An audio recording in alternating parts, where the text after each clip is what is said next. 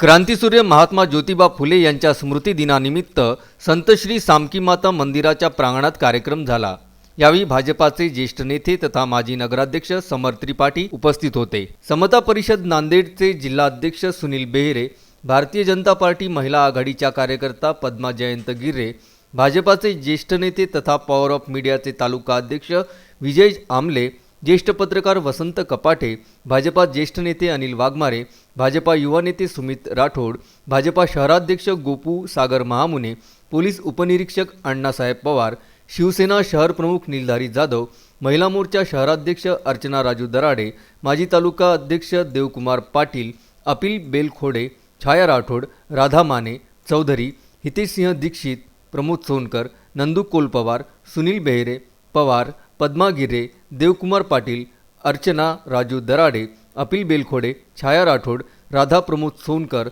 नंदू कोलपवार, पद्मा गिरे यासह अनेक शिव शाहू फुले आंबेडकर प्रेमी उपस्थित होते।